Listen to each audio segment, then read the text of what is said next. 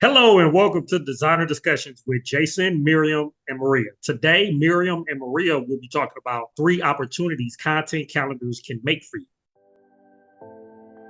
Welcome to Designer Discussions Podcast with Miriam, Maria, and Jason. Tune in each week where we discuss marketing, PR, and business advice for design professionals. So this month in the Academy, we've been talking about creating a content calendar and why you should have one. And I think a lot of people think, oh, content calendars are there so that you make enough content so that you're posting regularly.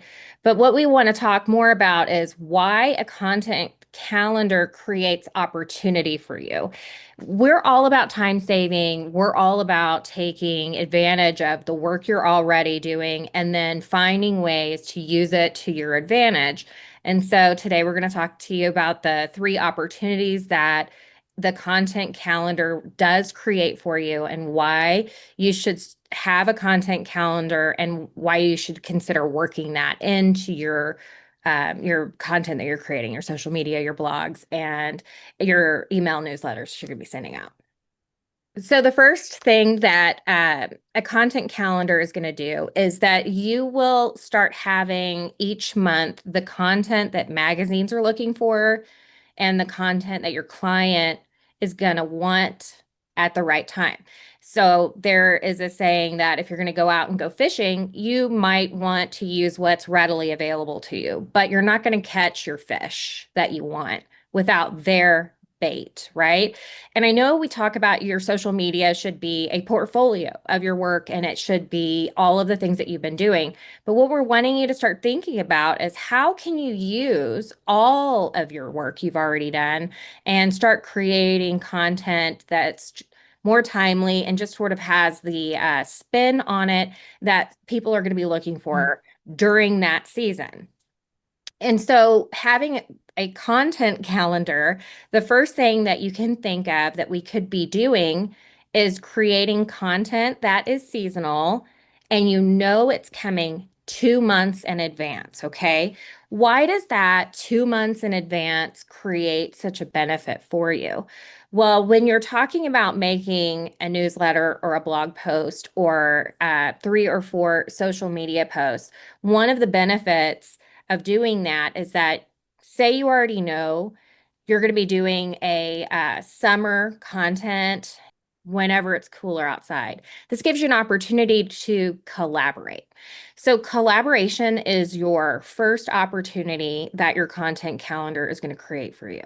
Because you're working in this like 8-week window of time prior to when you need the information, you could reach out to your favorite landscape design studio and have content about what people can be doing this summer in their garden. And then that way, when that content releases, both the landscape company and you, especially if it's local, could then post that content at the same time. So you are now creating content for this landscape company, and this landscape company is putting you out in front of their audience. Maybe when the winter is rolling around, you may want to talk about the importance of really high quality windows and what kind of insulative properties those have and how it can reduce your electric bills, right? So when we're talking about a content calendar, we're just crafting the amount of information that rolls out to be seasonal for the person who's working with you.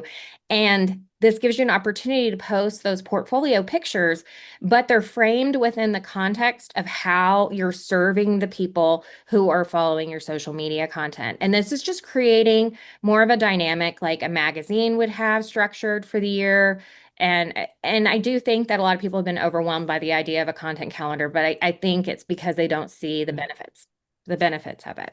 So number one, we're going to say, get those collaborations going now because you do know what you're wanting to write about and you're looking to create one seasonal collaboration per month, right? And then that would help branch out your reach. Number two, because you know what you're putting together in 8 weeks and what you're going to be posting in 8 weeks, we want you to look at batching the content that you're making. So if you know that the content that you're going to be putting out in your newsletter, your blog, and partially in your social media because we want you to reuse things, is going to be around stuff magazines are going to be publishing, like in January, like what's the color of the year, and what's going to be the new trends. Then that way you already have an opportunity to start putting that content together. You're walking a stone yard. You take a couple of pictures. Maybe you have pictures from 3 or 4 months ago. Maybe you have something that you know is coming up on a project and you already have a flat lay of all those materials, and you incorporated a color that's going to be your seasonal color of the year.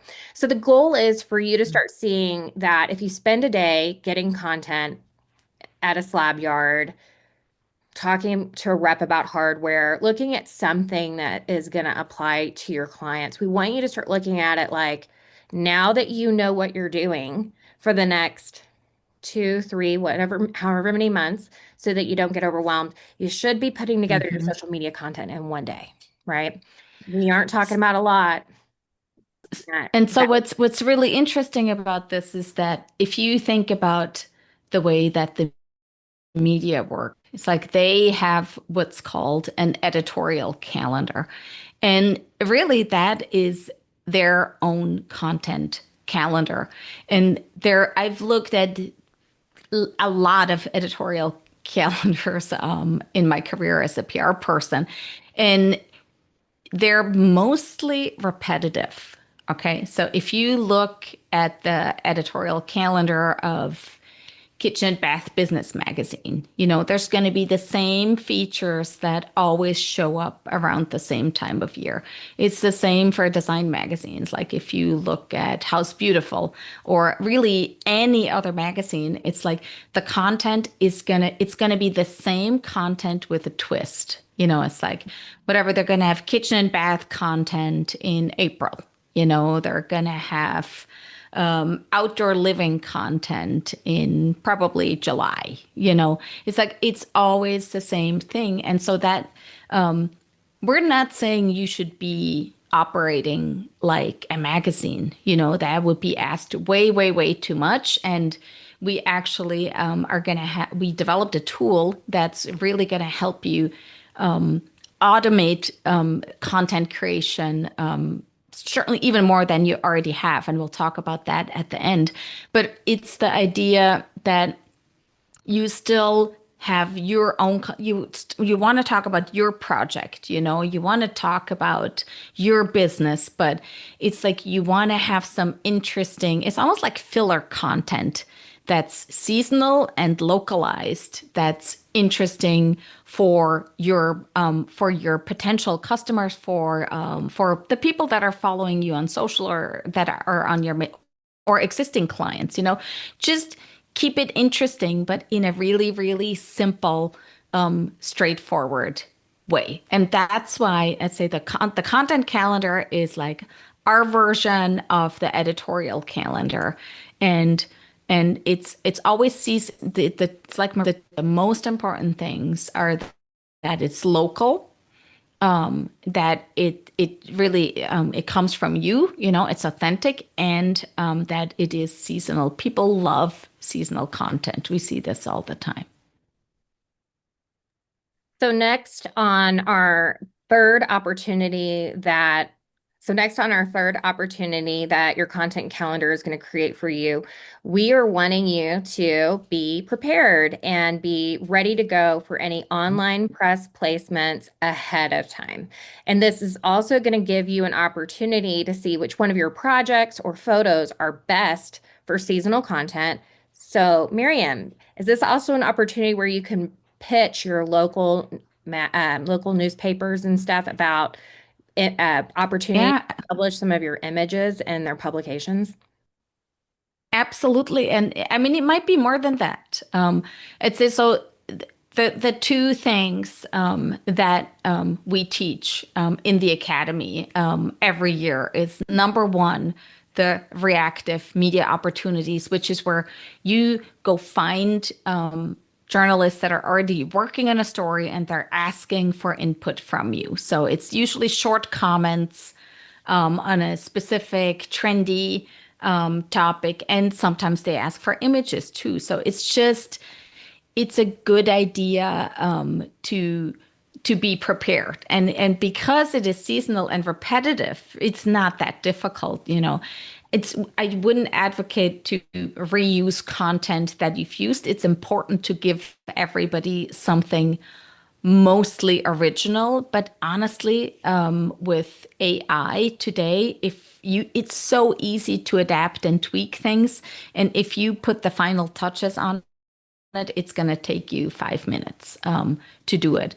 So that's the number one thing, because we know that, you know what, back to school is going to be a topic. Well, it probably starts in July, and then in August, it's going to be top of mind.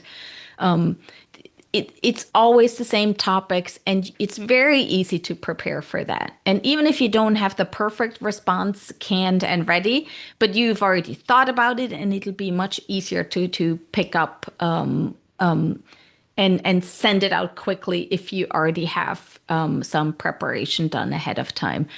And like Maria said, the other opportunity definitely is with your regional press. And they, you know what, they love projects to feature, but they're also interested in trend information. And if you can give it a local hook, they're gonna love you. You know, they're gonna be receptive. They're gonna say, "Oh no, that's really interesting," and maybe it'll even trigger a story idea for them that they hadn't thought of. So, and it's also a really good idea just to develop that relationship, because what the media really like is people that provide them with timely and relevant information on trends, tips and tricks, content with images that you have. So yeah, definitely it all ties together, and you can use these assets and the content that you create for many different things in the world of PR. And so when we're talking about creating content for the seasonal topics, right? Mhm. We're not talking about going out and doing a photo shoot of you decorated in Mhm. pencil and your whole entire team screaming about like a seasonal celebration.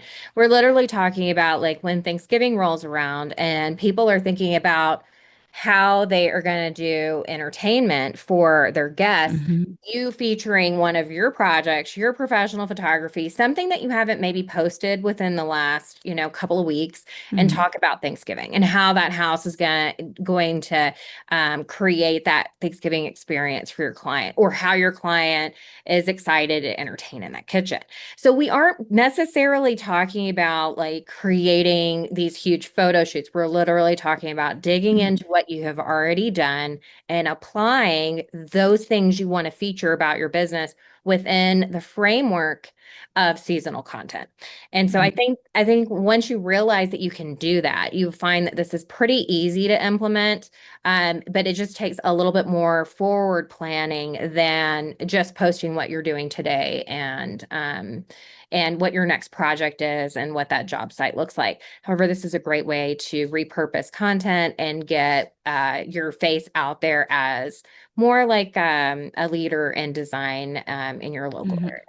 Yes, it really shouldn't be all that difficult, right? And because our mission and purpose really is to make things easier for the people that we work with, and as you guys may or may not know, but Maria is an app developer, so she's super techie. Design Appy is the app that you've been working on this for many, many years. So she knows the ins and outs um, of app development, and her and I just was happy to be there and see the magic come to life. But we developed a GPT for you guys that is going to help with content creation. And what it does is all you do is you put in the location where you're located and the month for which you're trying to create content. And it will give you an outline of various different social media posts, as well as a newsletter and a blog post. And we've gone through different iterations of this with our students in the academy. And I have to say, and I'm pretty much a professional content creator of sorts in the world of PR, not as an influencer, but it really works well. And the outline that it develops, you can iterate on that and you say, oh, maybe I don't quite like this, or I'd like to expand on that. And all you do is you tell chat to say, change it like this or add this, or you can even say, give me ideas for collaborations to make this content more interesting. You can really build on it. And the idea is that this is going to enable you to create the content, which you then use to batch produce it ahead of time for like right now we'd be definitely we'd probably already want to be working on September, and as we're taping this, it's the end of July, right? So one of the things that this GPT can do is it can also give you an opportunity to say, since I'm located in this area and this is the service I provide and I'm creating content for this month, what businesses would be good to collaborate with on this topic? And it'll give you suggestions. And then you can decide if you want to work with those companies or you want to just send out an email to all of them and see which ones respond back to you. You can also ask it to give you some localized publication suggestions, and it'll give that Absolutely, yeah. as well. So all of that time you would spend researching and getting online and looking for companies now has been bite-sized down for you. That's just one more step using this GPT, where you ask for collaboration concepts and ideas based on the seasonal calendar, which is already embedded into the program. And then it'll tell you, based on the seasonal content, these would be the businesses in your area you would collaborate with. And based on the seasonal content, reach out to these local publications, and then you can build on that and ask it to help you, write your PR pitch to the local magazine, local newspaper, your local cable TV network. It does a really good job at that, actually. Shocking. Yeah, most of these daytime news networks in most urban cities have some kind of midday color commentary that has more to do with home decor, entertaining, new fun stores that have opened up in the area. And all these places are looking for content. And if you are perpetually, like every month, reaching out to them with the type of stuff that they need, when they need it, you are absolutely going to be the first person that they are going to reach out to when they're in a pinch, because they know you're already prepared. Very They know true. you know exactly what they need. So what we're doing here is turning you into, what is it, a media darling? Isn't that what they call it? When you are the person that the media wants to do stuff for them, and that you aren't reaching out to the media. So this is what we want you to start thinking about. Your content calendar is an opportunity building machine for you. We don't want you to think of a content calendar as something where you're just grinding, creating content, or just wanting you to see that we can have you batch, we can have you use a GPT to give you the outlines for everything. We can have the GPT suggest the topics. We can have the GPT suggest your collaborators. We can have the GPT suggest your media. This is just part of how we are supporting our group within the Academy, and we have these tools available for our listeners of the podcast. Honestly, if y'all left us a review, maybe we would let you have access to the GPT. Miriam, what do you want to give someone the link to the GPT? I have I live in the spirit of abundance, so I think that everybody who wants it should have access to the GPT. So we'll put a link in the show notes that will take you to the GPT, and hopefully, if you agree to sign up for a newsletter, that would work for me. That sounds fair. All right, awesome. So that's all we have for today, and we hope to see you again in 2 weeks here with Designer Discussions. Thanks, guys. Did you know it takes 17 to 20 touch points before your potential clients recognize who you are? Is your business the one that they find first when they are looking? If not, there's a solution. The Designer Discussions Academy membership with your Designer Discussions podcast host are your personal coaches. With weekly live sessions, an exclusive community, practical resources, and expert guidance, we're here to simplify your marketing and boost your business. Sign up at designerdiscussions.com or follow the link in the show notes. We hope you enjoyed this episode of Designer Discussions and all of the helpful information. Subscribe to our podcast, leave us a review, and share it with your friends. We look forward to having you back next week. For more information on the podcast and the marketing studio, visit designerdiscussions.com and follow us on social media.